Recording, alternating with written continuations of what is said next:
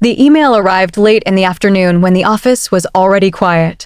I was clearing files and preparing to leave, expecting nothing more than routine updates. The subject line mentioned annual bonuses.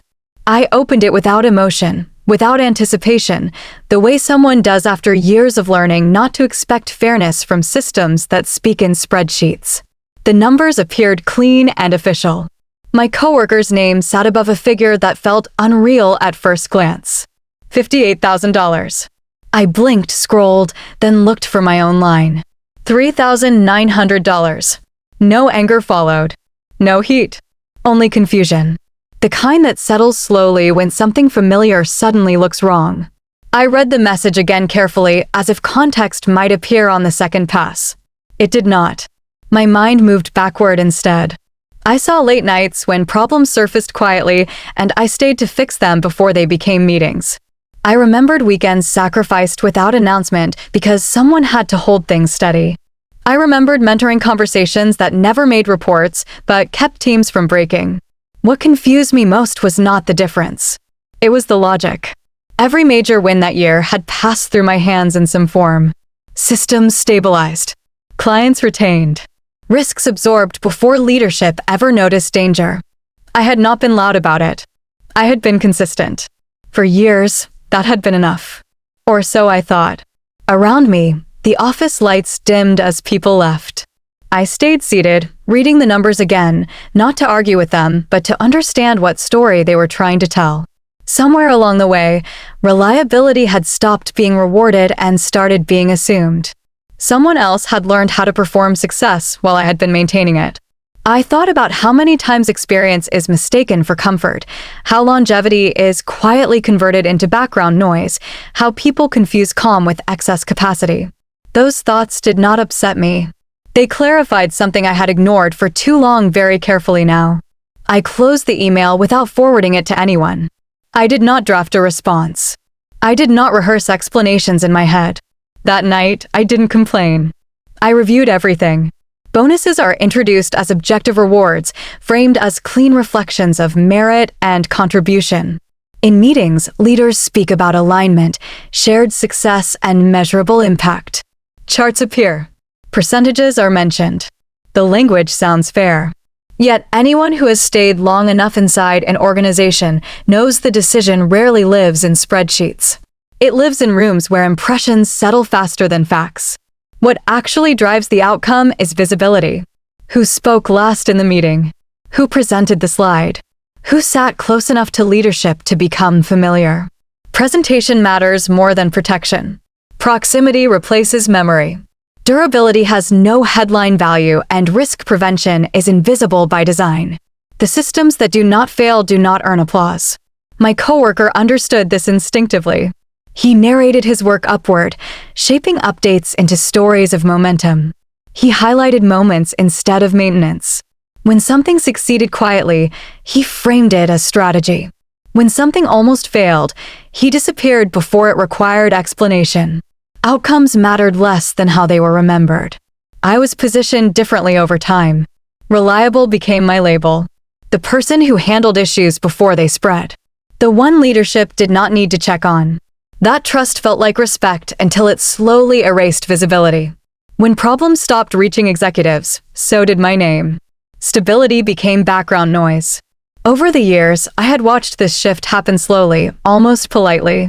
Processes aged, leadership rotated, and reward logic followed fashion instead of function.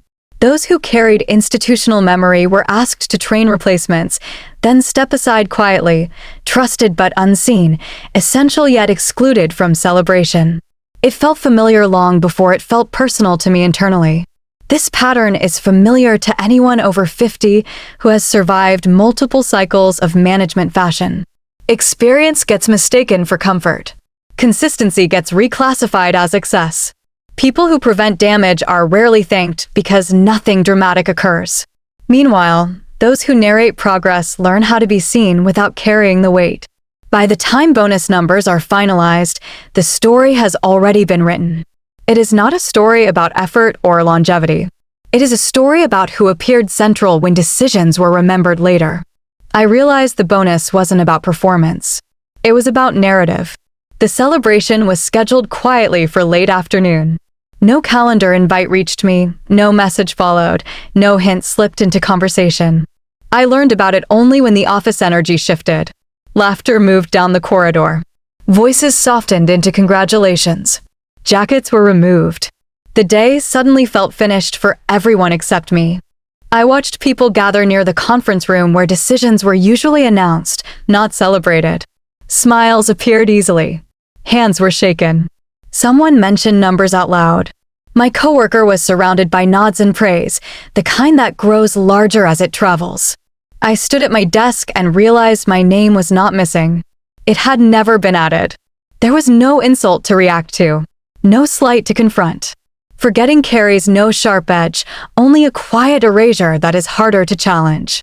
I could have walked over and reminded them of what I managed, what I prevented, what I repaired. I had done that for years in subtler ways. This time, I stayed still. Instead, I listened.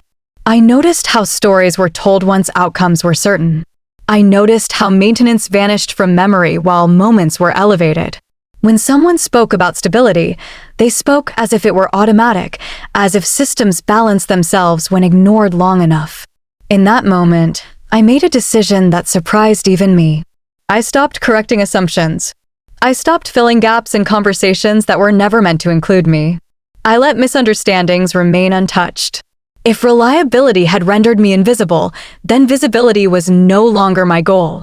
As the gathering dissolved, a few people passed my desk without meeting my eyes. Others offered casual nods, assuming I knew, assuming I agreed. I returned emails calmly and shut down my computer as usual. Nothing outward changed, yet something essential shifted. Experience teaches you when absence speaks louder than presence. I had seen this pattern before, when seasoned people were left out until clarity was required. Being overlooked was temporary. Being unprepared was permanent. I chose to wait, observe, and let structure reveal who carried weight when applause faded away. Walking out that evening, I understood restraint was not retreat. It was repositioning. Silence gave me something visibility never did. Experience teaches restraint before it teaches action. When the bonus landed and the celebration passed without me, the younger version of myself would have reacted quickly. Emails drafted late. Questions asked too directly. A need to be seen immediately. That impulse fades with time. Years teach you that speed rarely protects you when systems decide to misunderstand your value. I did not write. I did not confront anyone in the hallway. I did not seek reassurance from people who benefited from the outcome. Instead, I opened folders I had not visited in months. Not to defend myself, but to understand the architecture of what I had been carrying quietly for years. I began documenting with care, not emotion. Timelines first. When decisions were made. When problems surfaced. When I stepped in and when others stepped back. Dependencies followed. Who relied on which system? Which approvals moved through me before they moved anywhere else? Risk ownership appeared last, heavier than I expected. What emerged was not a list of achievements.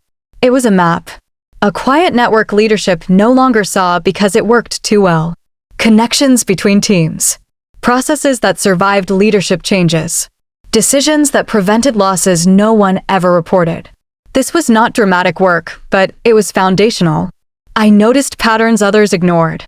Certain executives spoke confidently until specifics were required. Certain managers praised alignment while avoiding responsibility. I marked moments where silence followed simple questions. Experience sharpens pattern recognition. You stop arguing with opinions and start tracking behavior instead. Documentation became my discipline. Dates were verified. Dependencies confirmed. Nothing exaggerated. Nothing hidden. I was not building a case for revenge. I was preparing clarity for a moment that always arrives later than people expect. I continued working as usual, answering questions without commentary, letting assumptions stand. The difference was internal. I now knew where pressure would surface first and who would feel exposed when answers were required. I waited without urgency because experience teaches timing matters more than noise. This was preparation, not retreat, and patience became an asset again. It felt deliberate, controlled, and quietly corrective. Nothing here depended on permission. Very intentionally.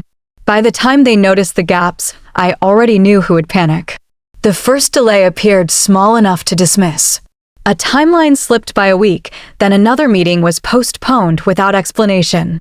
No alarm sounded, but momentum slowed in ways seasoned people recognize immediately. Projects do not stall loudly at first.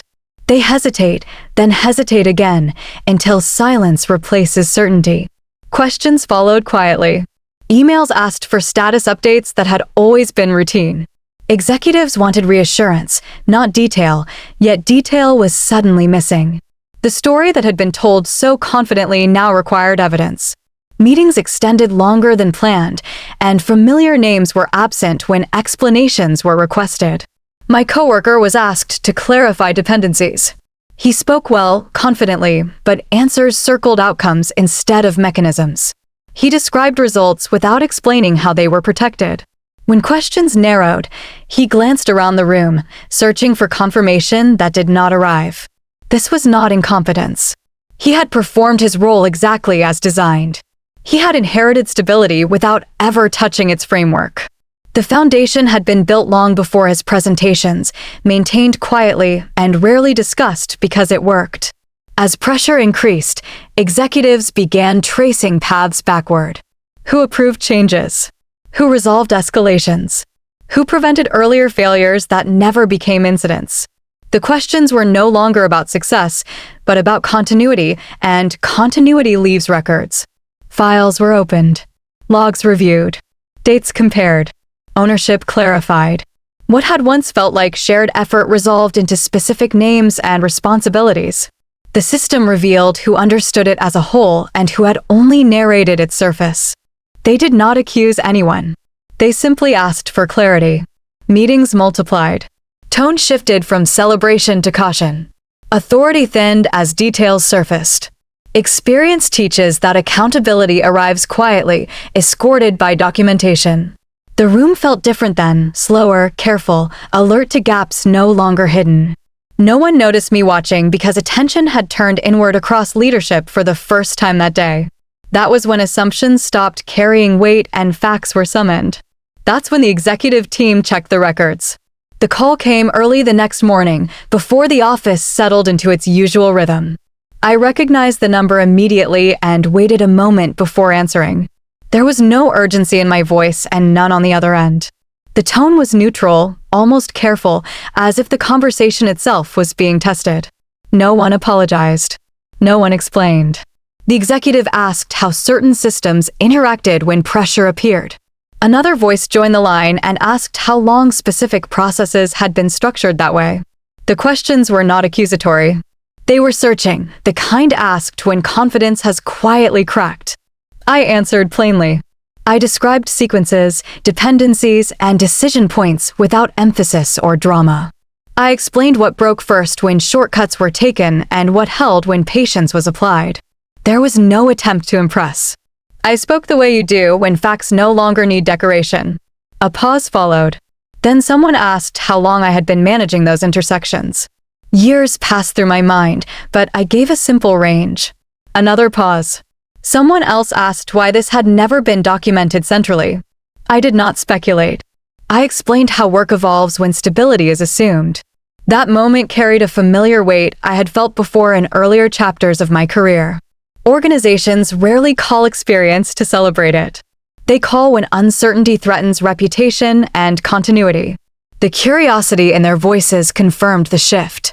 I was no longer being evaluated. I was being consulted. That distinction matters to those who have outlasted cycles, leaders, and slogans. Because it signals when authority quietly moves back toward structure without noise, without performance, without urgency, without needing to explain its own value again to anyone watching closely now finally listening. The call lasted longer than scheduled. More names joined. The questions deepened. They asked who else understood the system the same way. I answered carefully, aware that clarity carries consequences. Experience teaches you when precision matters more than generosity. When the call ended, there was no resolution offered. No promise made. Only a request to stay available. I returned to my desk unchanged outwardly, yet something fundamental had shifted. For the first time, they were listening instead of assigning. No announcement followed the call. No email clarified outcomes. No apology arrived wrapped in corporate language. Instead, calendars shifted quietly. Meetings appeared where my name had never been included before. Responsibility was not returned with ceremony, but adjusted through access. I was copied on threads that once bypassed me. My presence was requested, not explained, as if inclusion itself acknowledged something no one wanted to say aloud during that fragile period of internal reassessment. I noticed decisions slowing just enough to invite thought. Roles were clarified without debate. Requests arrived earlier, before conclusions were drawn. I was asked to review, not approve, which signaled caution rather than authority. Experience recognizes this moment instantly. It is when leadership senses exposure and moves closer to those who understand consequences before they become visible problems. There was no praise-only adjustment and careful redistribution of influence across senior planning channels quietly. My coworker remained professional, even cordial. He was not blamed publicly, nor diminished openly. The story simply stopped centering him. When questions grew technical, eyes turned elsewhere. Not away from him, but past him. That distinction mattered. Systems do not punish optics. They bypass them when substance is required to keep momentum intact. This shift happened quietly over several meetings without explanation or confrontation, and without spectacle visible to most observers inside the room. I did not celebrate this change. There was nothing to win. Watching correction occur in real time carries a different weight when you have lived through reversals before. I observed how language softened and how certainty disappeared. The organization was adjusting its posture without admitting error, choosing continuity over ego, repair over theater. That restraint felt familiar to anyone seasoned by cycles of leadership turnover and institutional memory quietly reasserting itself again here today. Inclusion returned gradually, not as reward but necessity. My voice entered discussions where foundations mattered. No one referenced bonuses anymore. The correction spoke for itself. Experience does not demand acknowledgement to function. It only needs space to stabilize what ambition unsettles.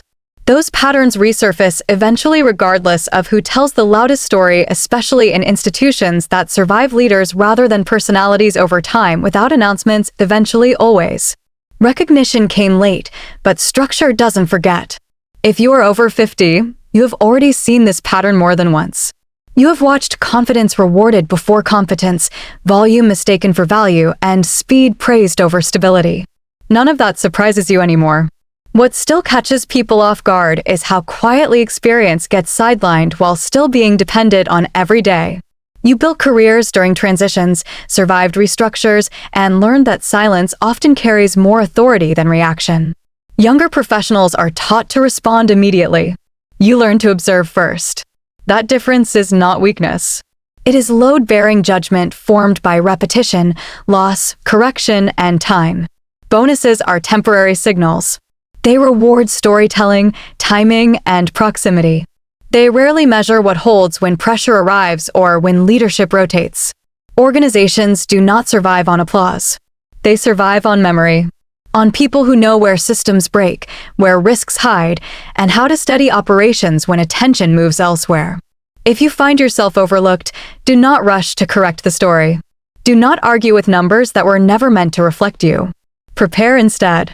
Document what you carry. Understand dependencies. Clarify ownership. Know where the gaps will surface before they do.